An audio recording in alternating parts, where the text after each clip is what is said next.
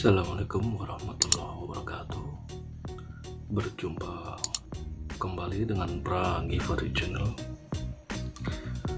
Kali ini saya akan membawakan sebuah kisah yang masih dialami oleh Mang Pesa, dan cerita ini saya dapatkan langsung dari Mang Pesa.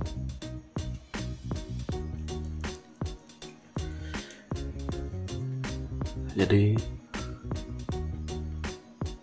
cerita ini terjadi ketika Mang Pesa masih bujangan ya. Nah, Mang Pesa ini kan tugasnya memang menjaga kebun yang luasnya itu kurang lebih 3000 meter persegi. Dan wilayah di sekitar kebunnya ini memang jenisnya kapling ya. Jadi ada puluhan kapling dengan ukuran yang sangat bervariasi.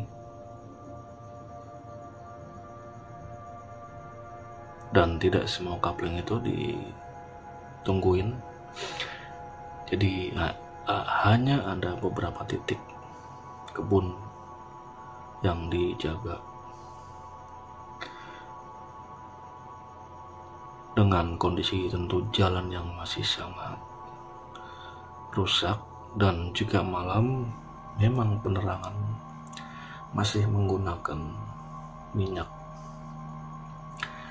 karena pada waktu itu belum ada listrik. Dan hampir seluruhnya kapling ini ditanami oleh pohon pisang batu yang diambil daunnya untuk membungkus makanan. Jadi Mang Pesa ini mempunyai beberapa tetangga yang jaraknya memang sangat berjauhan, dan jarak sekitar mungkin 1000 meter lebih ini di sebelah kanannya ini tinggallah, ya kita sebut saja dengan nama Bapak A ya, karena untuk lebih enak dan fleksibel. Nah, Bapak A ini sama-sama memang menunggu kapling juga, kapling tanah ya. Dan pada siang harinya Bapak A ini mengalami kecelakaan dan akhirnya meninggal dunia. Bapak A ini mempunyai seorang anak dan istri, tapi tinggalnya di luar kota. Jadi di kapling itu beliau ini sendirian ya. Dengan, kalau digambarkan itu rumahnya ini di belakang itu full pohon bambu. Ada bambu kuning tapi memang sangat rimbun. Nah, bisa dibayangkan jika malam hari tanpa listrik, belakangnya rumah itu full pohon bambu, dan samping kanan kirinya pohon pisang. Nah, singkat cerita, pengabumian Bapak A ini, Mang Pesa tinggallah di gubuk atau rumah almarhum Bapak A ya. Jadi karena anak dan istrinya memang tidak sempat melihat jenazahnya itu, jadi kalau tidak salah itu datangnya pas tengah malam ya. Sekalian istilahnya menunggu ini anak dan istrinya datang. Nah, si Mang Pesa ini ya istilahnya menunggu rumahnya almarhum. Nah, tidak lama kemudian datanglah ini anak dan istrinya. Ya tentunya dengan kaget ya, karena kondisi ya boleh dibilang masih wilayah Jakarta, tapi masih ada yang tempat yang seperti ini.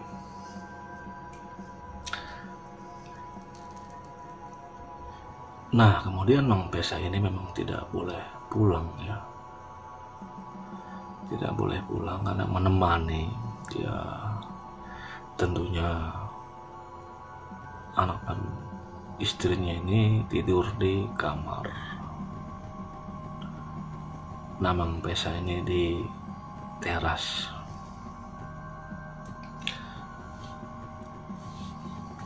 Nah, Mang Pesa ini kemudian pergi keluar sebentar untuk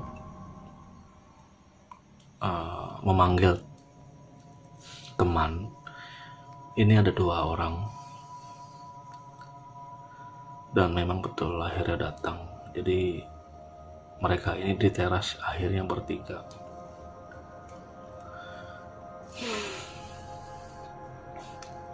Nah, sekitar pukul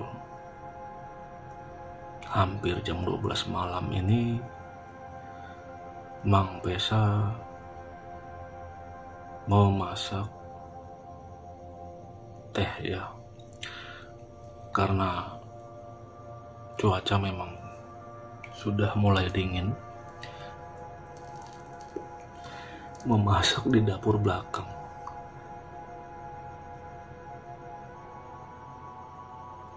Kemudian kedua temannya menunggu di teras, dan anak serta istri almarhum ada di dalam kamar.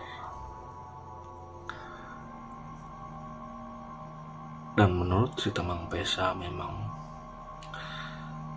suasana itu sangat mencekam dan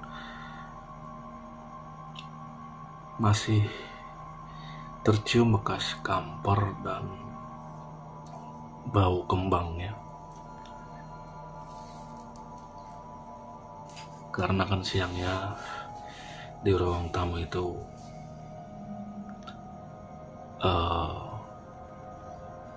istilahnya itu untuk proses pengkafanannya jenazah.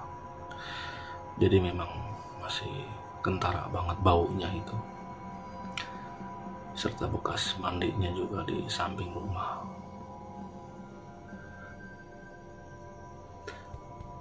Nah, ketika Mang Pesa ke depan dengan membawa teh yang sudah jadi,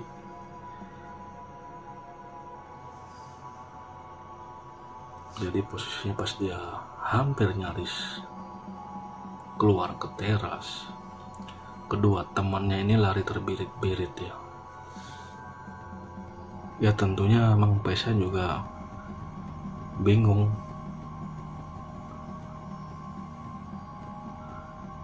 Dan refleks Mang Pesa ini lari juga. Jadi larinya ini Mang Pesa sambil membawa teko berisi teh panas. Tahu sendiri, ketika lari itu kan goyang kan tekonya dengan air teh yang hampir penuh, goyang. Lari itu sekitaran beberapa ratus meter. Jadi kedua temannya dan Mang Pesa ini ada jarak sekitar 20 meteran gitu. Tentunya Mang Pesa juga lari kan sambil menenteng teko atau ini yang berisi teh. Larinya ke arah Mang Pesa. Nah, disinilah akhirnya kedua temannya berhenti, dan Mang Pesa sendiri hampir basah dengan air yang boleh dikatakan masih panas, sebagian mengenai badannya ya. Dan ketika dilihat air tekonya tuh tinggal seperempat pun tidak ada, jadi tinggal sedikit. Dan Mang Pesa menanyakan kenapa lari.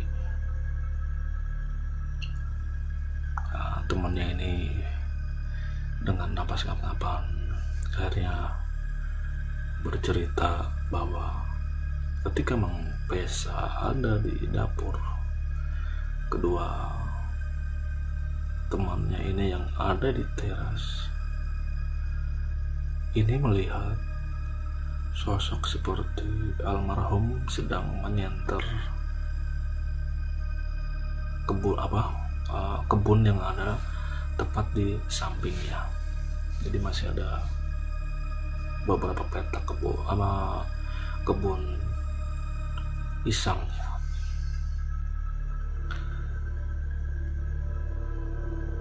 Sebelum penampakan itu terjadi, sebetulnya kedua temannya ini sudah diteror dengan suara-suara yang aneh, seperti suara miska dan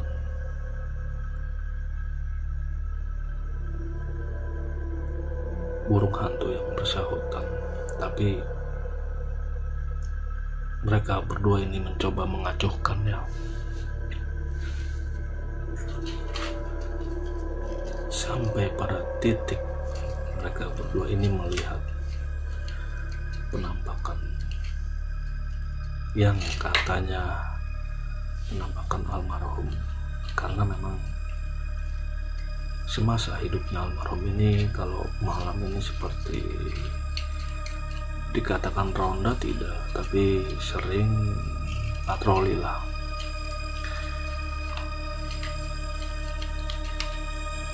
Nah, ini yang membuat mereka lari tunggang langgang. Karena kebetulan kedua orang temannya Mang Pesa ini kenal dengan almarhum dan secara kenal personal, dan secara ciri-ciri ini tahu istilahnya perawakan atau cara jalannya si almarhum. Jadi ketika melihat penampakan tersebut, tanpa pikir panjang lagi langsung lari gitu.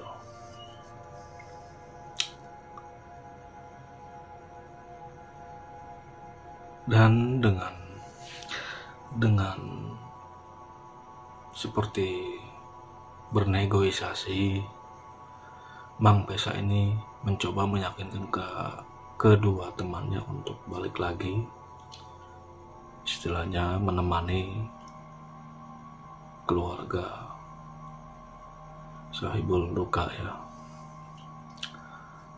Karena biar bagaimanapun kan kasihan dari jauh tinggal di tempat yang kondisinya masih seperti itu. Kalau kita sebagai tetangga tidak menemaninya, kasihan. Itu yang ditekankan Mang Pesa kepada kedua temannya. Akhirnya mereka berdua pun mengiyakan untuk kembali lagi dan mencoba memberanikan diri untuk balik lagi ya. Nah, mereka bertiga dengan Mang Pesa akhirnya kembali lagi ke rumah tersebut.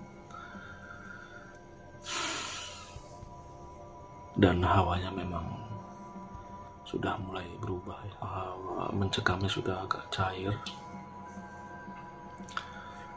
Itu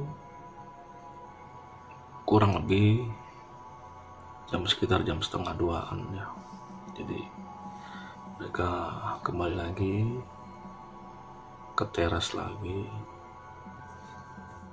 Memang menurut Mang Pesa, sewaktu bapak ini masih hidup, Mang Pesa ini kan pernah beberapa kali menginap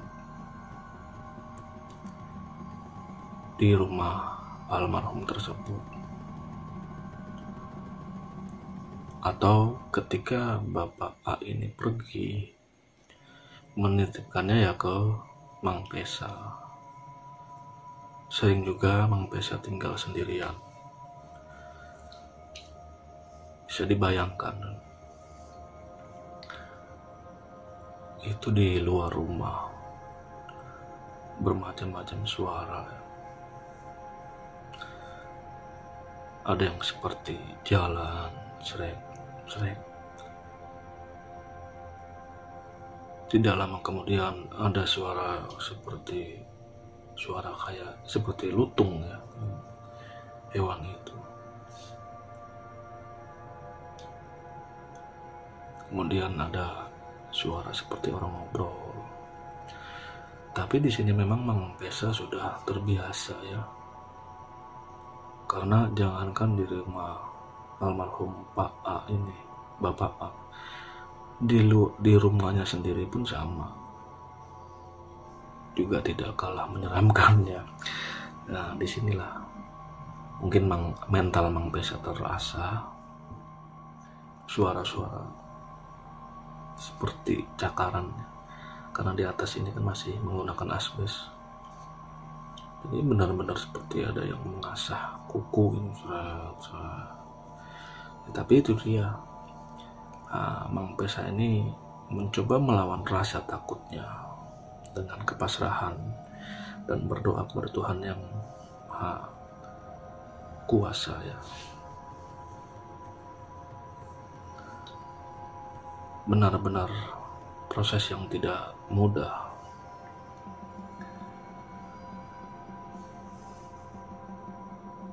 Dan bagusnya kejadian yang temannya Mang Pesa lari ini tidak diketahui oleh anak dan istrinya ya. Jadi Mang Pesa dan kedua temannya memang tidak menceritakan, karena untuk demi kebaikannya.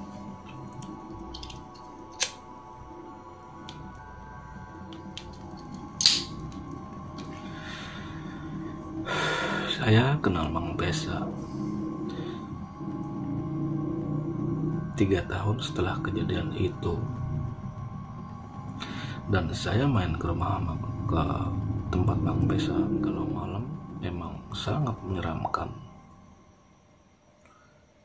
Poinnya di sini adalah bahwa kita harus melawan rasa takut kita ya. Bukannya kita menantang atau bagaimana, tapi di kondisi apapun kita wajib tenang agar bisa berpikir secara logis.